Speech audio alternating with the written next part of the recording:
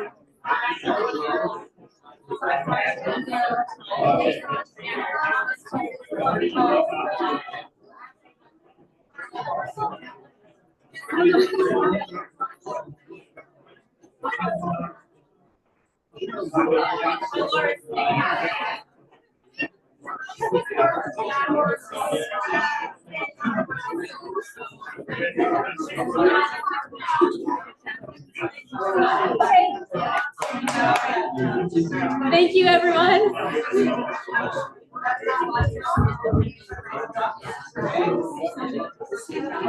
Thank you all for the enthusiasm. I'm glad everyone is excited to talk to each other. We'll give you more opportunities to talk to each other later. I'll give it 1 second.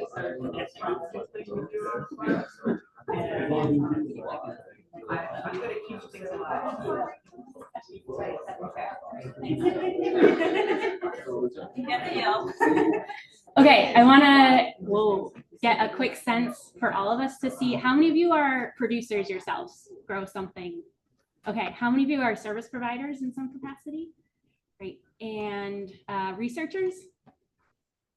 Students? Something else?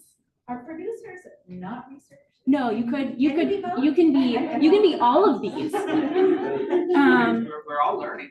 Yeah. Great. We're all students. Yeah. How many of you are coming from Maine, Massachusetts, New Hampshire, Vermont, New York? We'll get there.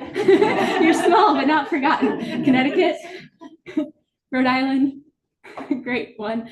Pennsylvania, Canada, other, where from? Tennessee. Okay, the Northeast has expanded. We're glad to have you all here. Oh, how many of you raise sheep, goats, pigs, cows, other? I heard some chickens and ducks earlier. Okay. So the research initiative for Northeast Grazing Soils is this group of researchers from a variety of institutions. And the goal is to improve our understanding of soil organic carbon on grazed land in the Northeast. So there are three main pillars to that. One is to identify regional data gaps. So where do we currently have data on soil carbon in the Northeast, on grazed land in the Northeast, and where do we lack that? How do we measure consistently so that we can fill in those gaps and make sure that where we do have data, we can compare it? And then finally, how do we use that data in models to generate meaningful and impactful results that can guide production and climate work?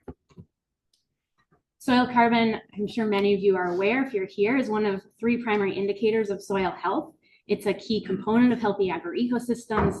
When we have carbon in the soil that supports microbial activity and biodiversity, it is itself a source of nutrients. As it breaks down, we free up nitrogen and phosphorus and minerals that are also contained in carbonaceous compounds. It can maintain those compounds in the root zone so they don't just leach out. The aggregation provided by soil carbon provides structure that reduces wind and water erosion. And all of that can contribute to more robust plant growth, which supports the animals we're hoping to feed on it and also other wildlife. So these are impacts at a micro scale all the way through the watershed level. Soil carbon is also a way to sequester carbon out of the atmosphere, which is a key way to achieve carbon climate mitigation goals. So in this very coarse process, we have carbon dioxide that's absorbed from the atmosphere into plants, put into soil either as that plant material or through exudates in the roots and then the microbial growth that happens. And then the balance of respiration back into the atmosphere and that uptake, it gives us sequestration potential. The Food and Agriculture Organization of the UN has put together this shaded map. It is a little tiny, so if you can't see it, you can come up later and look more closely. And they've mapped how much carbon could be sequestered in different soils by adopting sustainable soil management practices. And I'm not going to go into the details of how they define sustainable soil management, but in total over the globe, their calculations show that adopting these practices everywhere could sequester 8 to 30% of our yearly carbon emissions. So this is a huge source of potential carbon capture, in addition to being a really powerful way to improve production on a day-to-day scale. And this has also led to a lot of interest at governmental levels and sort of and corporate levels. Yeah. Yeah, stupid question. Are you measuring only grazing lands or all soil carbon like in forestry and other? We're talking in the RINGS network today, we're talking about grazing lands. That is beyond, that map is beyond grazing lands. That is all soils. Yeah, that's a good question. And part of this work with RINGS to better quantify things is because we know these trends that adopting a management practice after a transition period, you see these improvements in all of these ecosystem services. We don't necessarily know the exact numbers on these. So for example, we know that near surface soil carbon might increase after adopting management practice. There's a short transition period, and then we see that near surface soil carbon increase and then reach some plateau. But how high does it get before it plateaus? How long does that transition period last? How quickly does it grow? We don't necessarily have numbers on that for all of the soil types and farming systems that exist in the Northeast. Similarly with aggregation and infiltration, or water and nutrient holding, or water and air quality improvements, or crop yield and yield stability.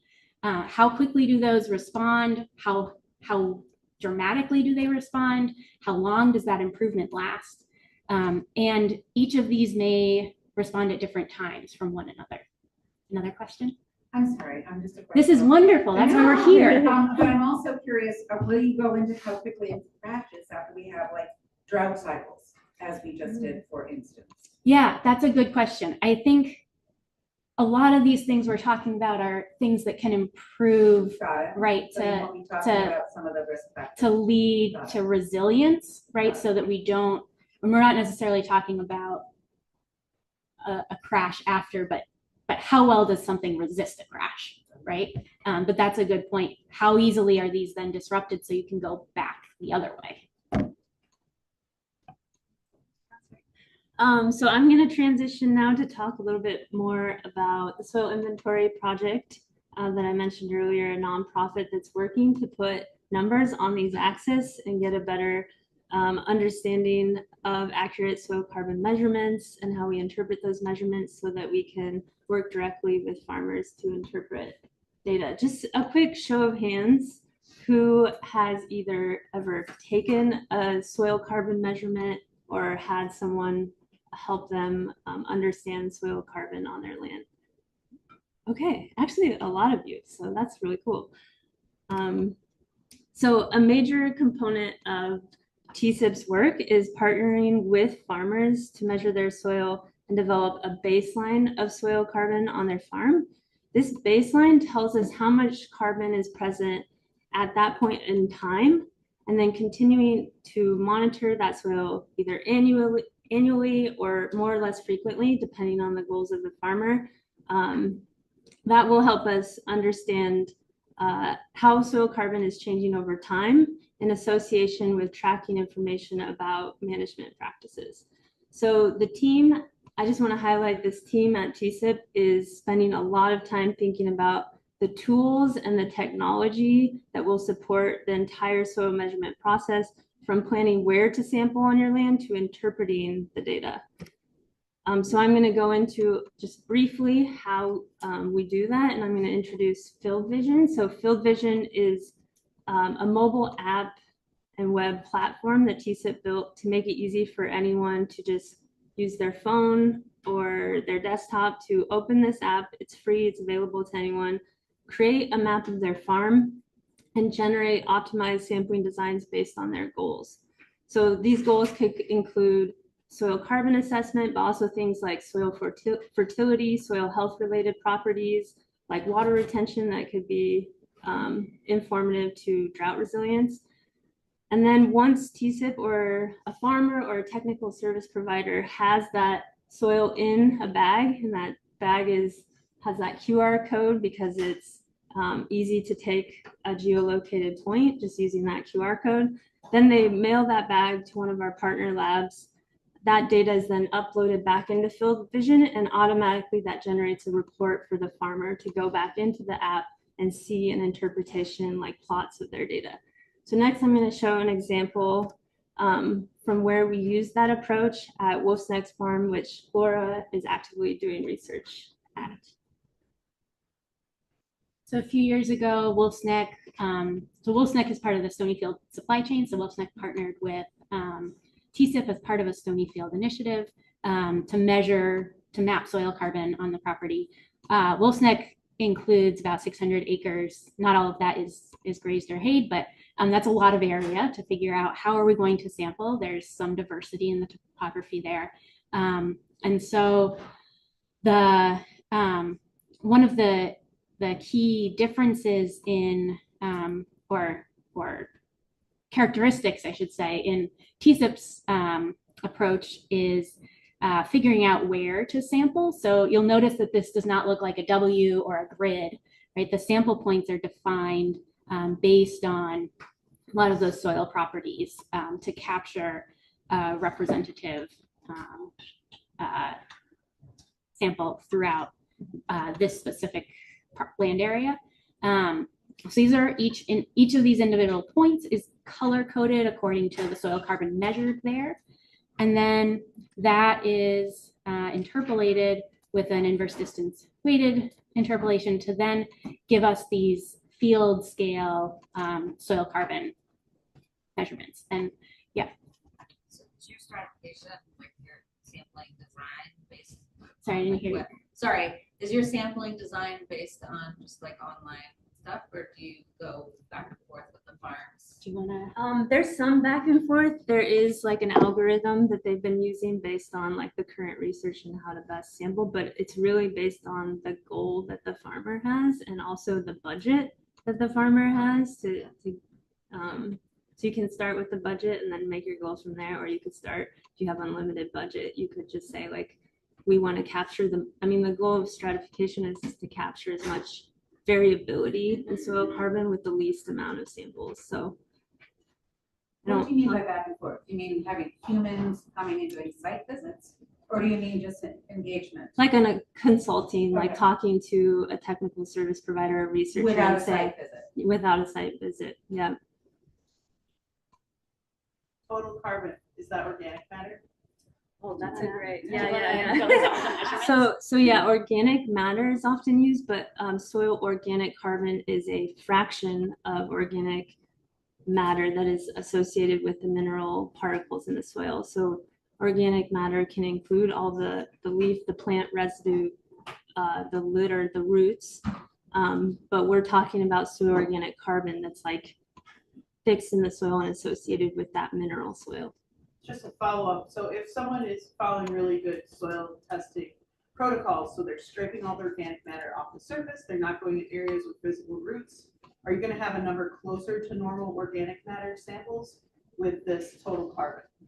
If they're doing a great job. Exactly. We're going to actually touch on that later Okay. with what Rings is really working on to standardizing protocols so that we can advise on how to do that well. Yeah, because you will get more accurate measurements if you remove the O horizon, which has a ton of organic matter, right? So if you mix your O horizon into your subsurface mineral soil, you will be biasing your sample. Did you call it O horizon? Yeah, organic horizon.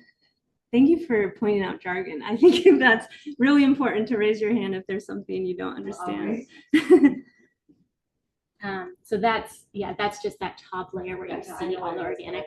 And if you have strong opinions about soil sampling protocols, you should talk to Carla after.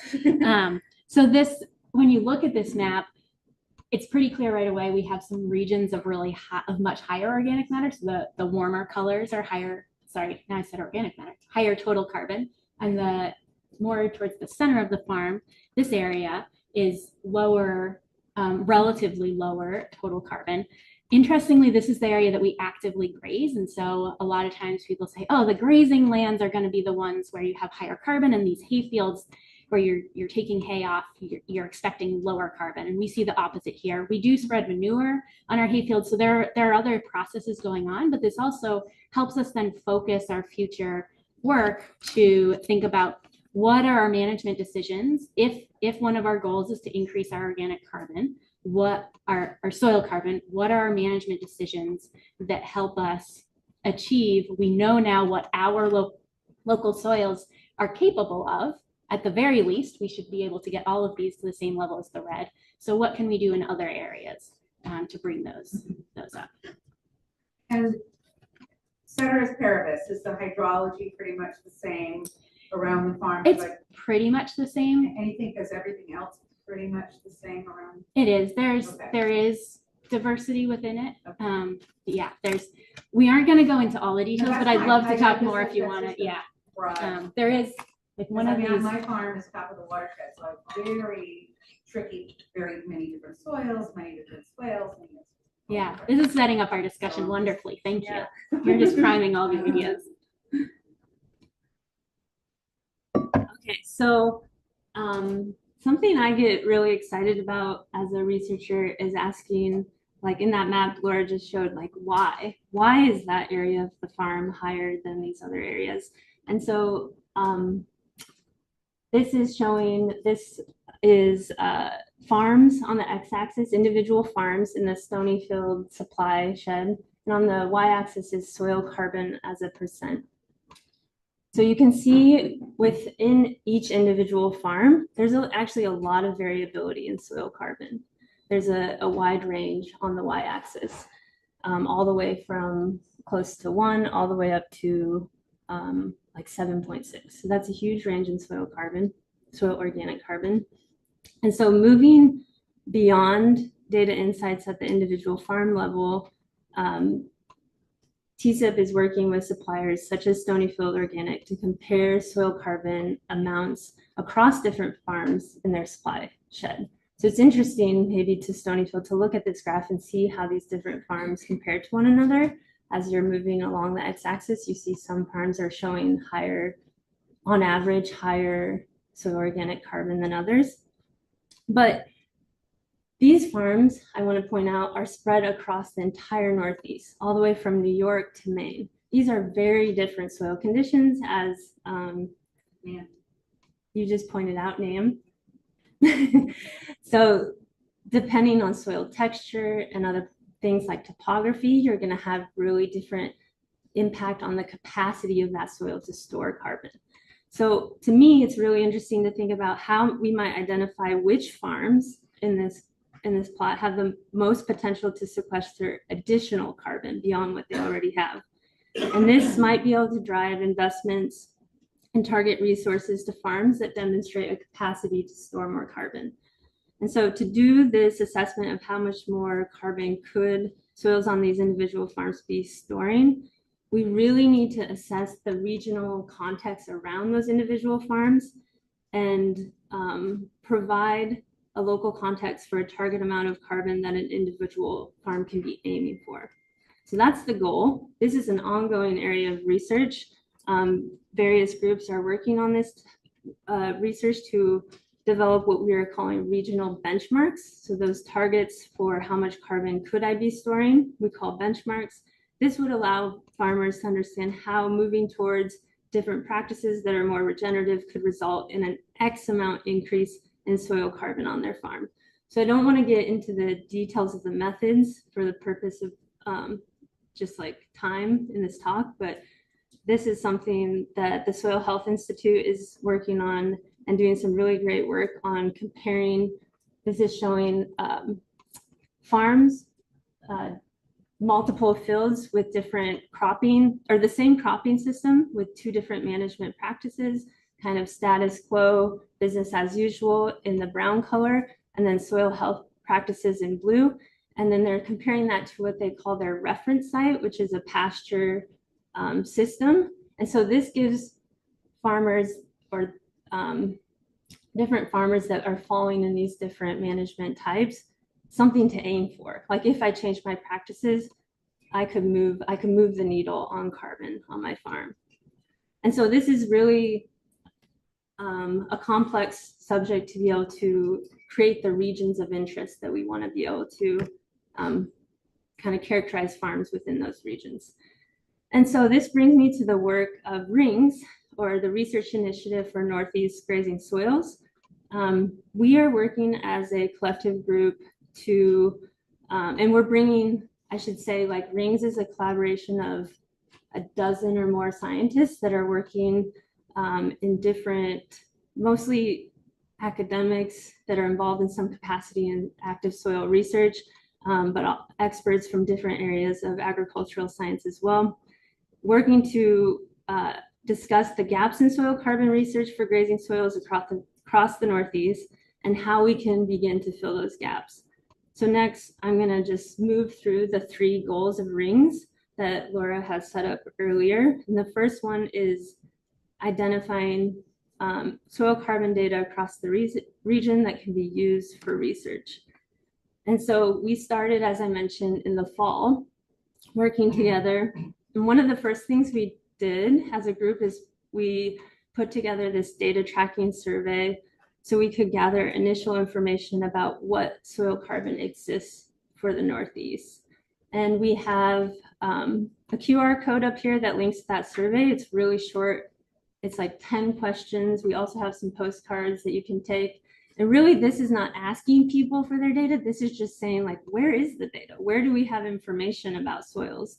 And it's trying to kind of paint the landscape in a way so we can see where the gaps are geographically. But then we want to also start to get information about, okay, now that we know where the data is, how is it collected? Can we harmonize this data in some way that makes it useful for regional insights? Another stupid question. Yeah. You obviously have an agenda because you're doing data collection and you also have an initiative and a directive. You talked about service fee. Is there a service fee for that component? A service? Well, earlier in your talk, you were talking about a service fee for data collection and. Oh, sorry. I should separate the soil inventory you. project work from this. Okay. So the soil inventory project Clarify. is funding this Okay. work, which we're calling RINGS, Right. the research initiative, which is a collaboration of individuals coming together from different organizations who are funded Right. by these Stonyfield, FAR, and TSIP.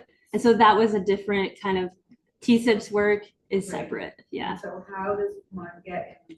I guess I'll just look it up. Okay. But, it Yeah. sounds like you're soliciting people to engage. Yes. I just 100%. wanna We want, clarify. yes, we want people to engage with this work, and Okay. we'll have a plug at the end for how to get involved as well. Okay. So here I'm showing this map of the Northeast, which we included 9 states to represent the Northeast. And it's really hard to see the shading on this. So I apologize for that, but the green and purple colors are representing pasture and hayfields. So what we did in the survey was we just asked, we wanted to keep this broad and said, do you have soil carbon data on actively or historically grazed land that is pasture or hayfield? And we include hayfields obviously as part of that indirect impact on grazing systems. And so this land cover is from the National Land Cover Database. And of all agricultural land, according to NLCD, 60% of that land is in pasture or hayfield, pasture, and 5% is hayfield. So actually, this is a large portion of our agricultural land cover here is in grazing or potential to be grazed. And for these 9 states that we included, 51 counties out of 217 were reported to have soil carbon data on grazed land. And so this represents about 24% of all counties. So we hope to continue to get more responses to this survey, especially where there's a lot of land cover that's classified as pastures, so we can begin to understand and hopefully in the future begin to have insights from these data sets. Okay, so now I want to move on to what I think is a very interesting topic, and I didn't know it was, question in the back. Sorry, you said moving on, so I just thought Yeah. I could ask. Yeah, go ahead. I don't want to throw your train of thought off. You talked about soliciting or engaging people to empower the data collection. Yes. Your previous slide showed like a dozen farms and the soil carbon percentages. Yes. Those are all pastures, grazing operations, correct?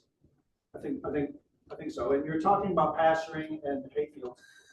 I think I'm at the wrong conference. I probably ended up in the wrong place today because I'm a fruit trees guy, so I'm an orchards guy. Okay. Yeah.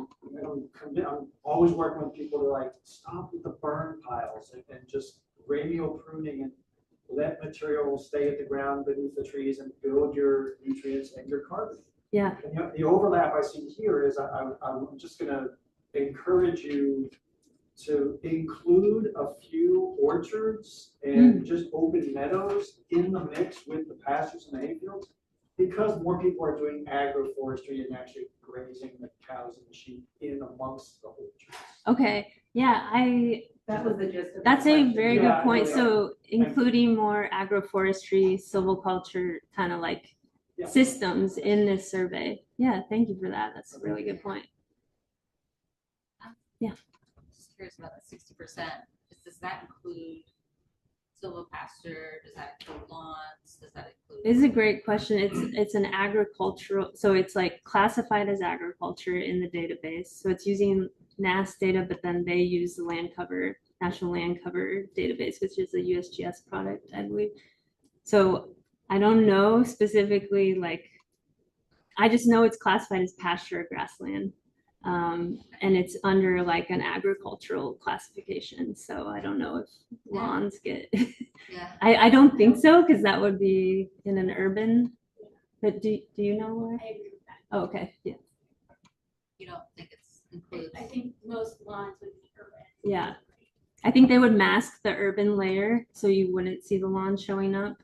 Because this is all like based on remote sensing information. I'm speaking of someone that works for a conservation organization that's rapidly acquiring previously farmed land that's now just mowed for grass. Oh, okay. So Not it's like necessarily- historically some of them become agriculture. hay, but some of them are just literally Yeah. mowed for conservation. And this is, I didn't mention, but this is the 2024 NLCD data. So like it would be interesting to see change over time for this. Yeah.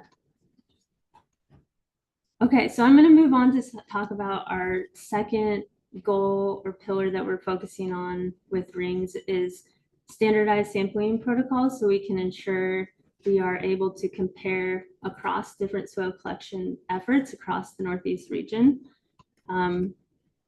This has been an ongoing conversation in our group, and one of our main goals is making a soil sampling protocol to improve accuracy of soil carbon stocks specifically for Northeast grazing. And we want this protocol to first and foremost be publicly available and very accessible, easy to understand to non-scientists. So we want farmers to use it. We want technical service providers to be using this.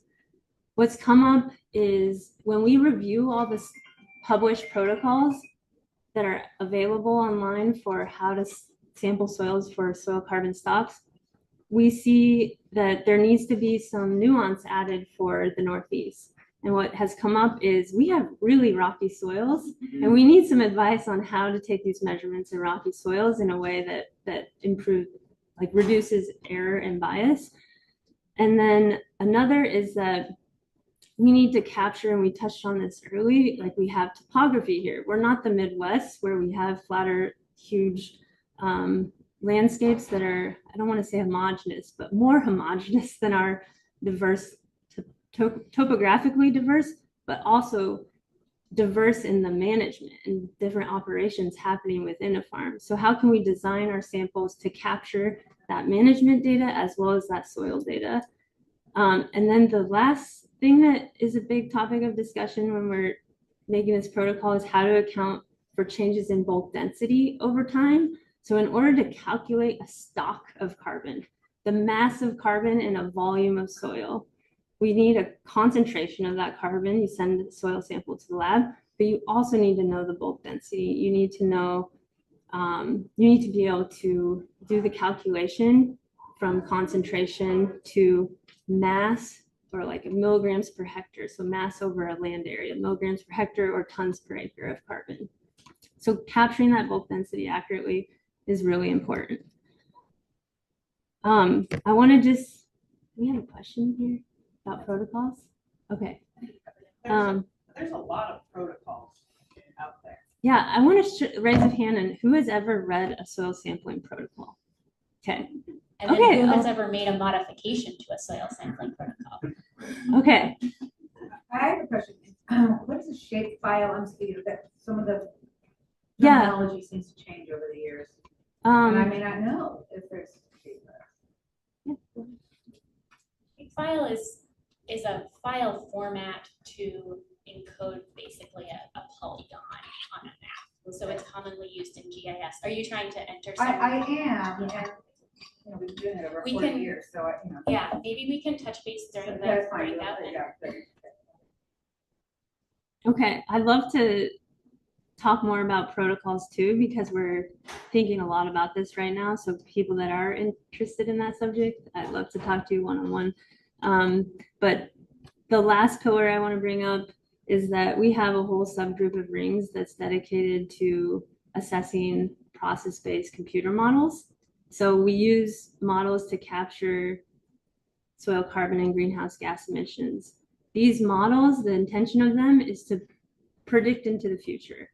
How can we project forward in time how carbon will change in our soils and the uncertainty around that change.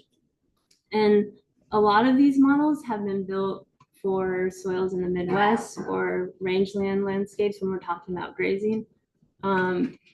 So we really need to think about, are these models able to accurately capture systems in the Northeast? So that's what we're reviewing right now. And what has come up is that models may struggle to capture the diversity of management practices in the Northeast. So here is an example of a survey that we send to farmers in, when I say we, the soil inventory project that I mentioned earlier collects management data from farmers as part of their effort to help them provide data insights to them. And these are the kind of basic questions we're asking Midwest farmers about tillage, cover crops, nitrogen application. But it's more complex when you talk about Northeast grazing systems. We have a current survey that's 4 pages long of questions that we're trying to narrow down to what are the core questions we need to be asking. What do farmers care about? What are they actually recording in terms of how they think about changing their practices on their land? And then is that aligning with what we can actually input into models, and how can we get on the same page there so that we can advance research for modeling? Because models are really powerful in thinking about what's possible on a landscape. It can actually promote funding and opportunities for people to kind of take risks in making changes. And do you have access to some, there's so many of us that have CMFPs, and we don't necessarily, so there's all that NRCS data. Are you not using that in some capacity? Are you talking specifically for modeling? Yeah.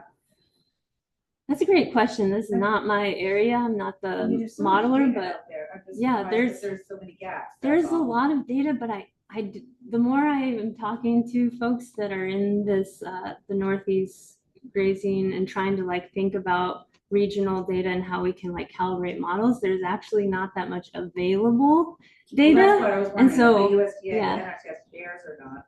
yeah. I mean, they could share anonymously. I'll talk to you later. Yeah, I'm on the okay. technical, From NRCS here. I'm on the technical NRCS. committee. Oh, sorry. NRCS. We have some. I was just gonna say those plans aren't ours, they're the consumers, so I don't think we could share them. They are the consumers, but they also have TSPs that go out and actually do the sampling, so it's confusing trying to, your processes.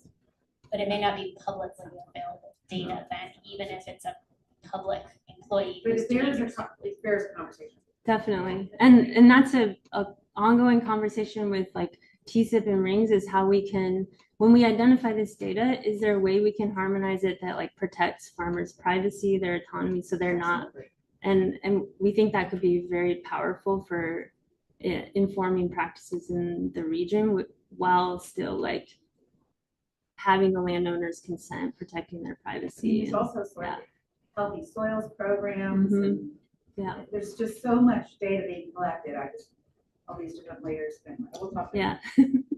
Okay, this is the last slide until we have a little activity next so we can get up and stretch our legs. But I just wanted to share this QR code to our Rings website so you can look at the opportunities to get involved. But I especially want to highlight that on this website, as well as these postcards you can take to complete the survey about what data that exists. Or you could share that with others who you think might have soil carbon data on grazed lands so we can get a better understanding and fill those gaps on that map that I showed. And then the second is we have a small grants program. So we have funding to, if you're a farmer and you're interested in someone visiting your farm and taking soil carbon samples, we have funding to do that. So please reach out if you're interested in collecting soil carbon data on your farm, or if you yourself are a researcher or an extension and you're interested to do this work and expand the work you do, we have funding for you. So we'll be releasing our request for proposals for this program in February. So that's up and coming, but also just please email Laura or I directly if you're interested in that.